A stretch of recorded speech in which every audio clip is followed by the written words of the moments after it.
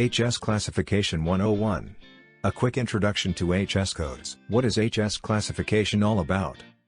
HS codes, tariff classifications, HS classifications and HTS codes, all refer to the World Customs Organization's, or WCO's, published nomenclature for the classification of goods that are traded across borders. This almost universally adopted system allows customs authorities to identify traded products in a standardized way, without having to study product descriptions of every item that a trader is bringing across a border. The nomenclature consists of 21 sections, spanning 99 chapters. More than 200 countries have developed their own local version of tariff books based on WCO's HS nomenclature.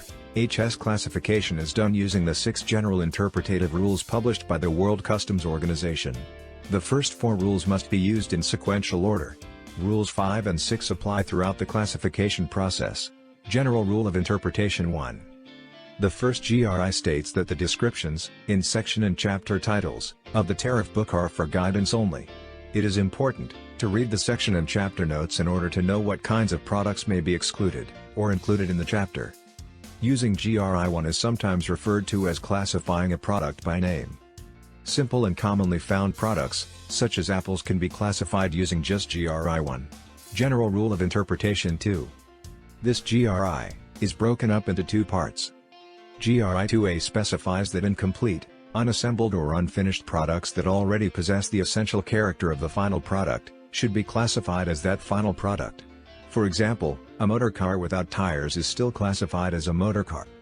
GRI 2B dictates that mixtures or materials like metal alloys and chemical mixtures should be classified using GRI 3. General Rule of Interpretation 3. This rule is broken into 3 parts. First, GRI 3A states that if at first glance multiple headings seem to apply to a product, the most specific heading should be chosen. For example, a steel screw is classified as a screw instead of as an article of metal. Second, GRI 3B states that mixtures, sets and composite products should be classified according to the product's essential character. For example, a spy pen with a hidden video recorder is classified as a video recorder and not as a simple pen.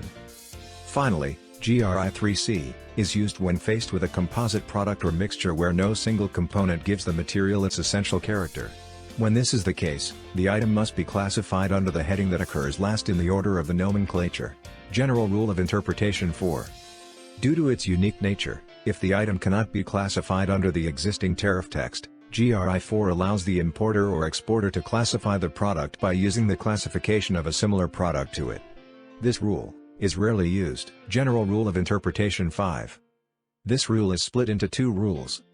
GRI 5A states that containers and packaging materials are classified under the same HS code as the finished good they contain, but only if the container does not give the product its essential character. For example, a simple guitar case containing a guitar does not have to be classified separately as a case. GRI 5B requires packaging material that are clearly intended for reuse to be classified separately. They cannot be classified with the commodity or item they contain. For example, industrial gas cylinders should be classified as gas cylinders and not classified with the gas they are being used to transport. General Rule of Interpretation 6. GRI 6 is probably the most important rule of all the GRIs. This rule simply states that the headings and subheadings in the tariff should be compared at the same dash level. We will cover this GRI on its own in a separate deck.